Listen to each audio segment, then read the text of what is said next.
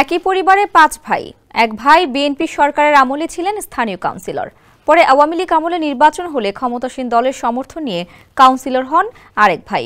সরকারের পালাবদলে ক্ষমতার কাছাকাছি থাকা ভাই বদল হলেও কোনো পরিবর্তন নেই তাদের দখল চাঁদাবাজির। সব সরকারের আমলেই সুবিধাভোগী তারা। গত ৫ আগস্ট শেখ হাসিনা সরকারের পতনে আবার প্রভাবশালী হন বিএনপির আমলের কাউন্সিলর ভাই।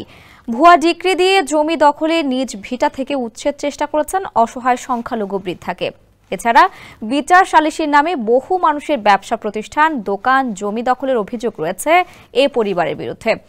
বিশেষ করে সংখ্যালঘু সম্প্রদায়ের সম্পত্তি দখলে আরও বেপরোয়া। তারা হলেন বরিশালের ৯ নম্বর ওয়ার্ডের কাঠপট্টি এলাকার মৃত সৈয়দ চুন্নু মিয়ার ৫ সন্তান।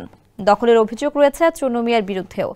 জাফর ইকবালের প্রতিবেদনে বিস্তারিত জানাচ্ছেন সহকর্মী মোহাম্মদ শাহাবুদ্দিন মাহতাব। সর্বোচ্চ বিদ্যুৎ সাশ্রয় যমুনা এসি, মাত্র ২৪ টাকায় এসি চলবে সারাদিন। যমুনা এসি।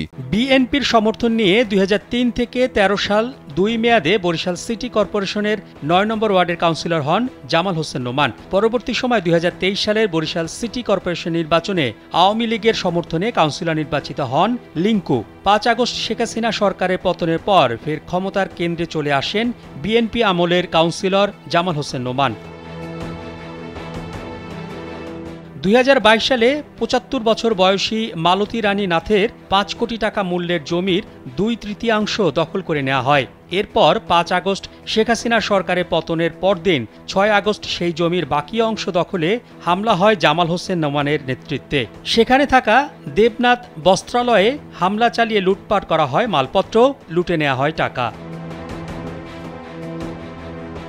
স্থানীয়রা জানান, বরিশালের চকবাজারে নজিব মৃধার দোকানের সামনে সেলাই মেশিন নিয়ে দর্জির কাজ করতেন সৈয়দ চুন্নু মিয়া, আর রাতে করতেন নৈশ প্রহরীর কাজ।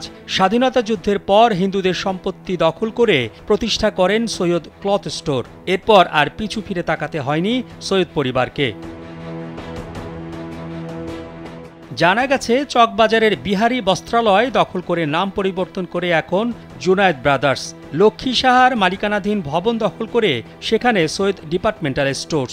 বাসেদ মিয়ার মালিকানাধীন বাসেদ প্রেসও দখলে নিয়েছেন তারা। এছাড়া কাঠপট্টিতে সরকারি খাস জমি দখল করে প্রতিষ্ঠা করেছেন রেমন্ড টেইলার্স। তরুণ সাহার তরুণ জুয়েলার্সের মালিকও এখন এই পরিবার। অনুসন্ধানে এই পরিবারের শত শত কোটি টাকার সম্পদের সন্ধান মিলেছে। এছাড়া কয়েকটি ফ্ল্যাট, ইসলামপুরে কাপড়ের দোকান, মেথরপট্টিতে আরও একটি বাড়ি, রূপাতলিতে জমি, আশুলিয়ায় জমি রয়েছে বলে জানা গেছে। চলাফেরায় রয়েছে অন্তত ৪টি গাড়ি।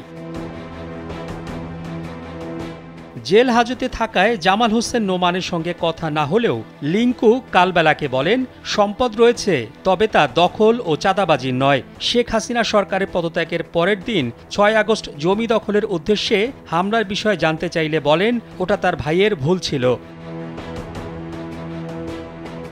মোহাম্মদ শাহাবুদ্দিন মাহতাব, কালবেলা।